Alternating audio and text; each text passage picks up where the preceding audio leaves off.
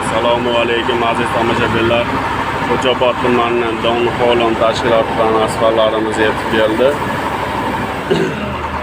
Andijon shahri Xartun degan joydamiz. 220 kvadratli joyimizga asfaltlarimiz aynaqqana mayin asfaltlar yetib keldi.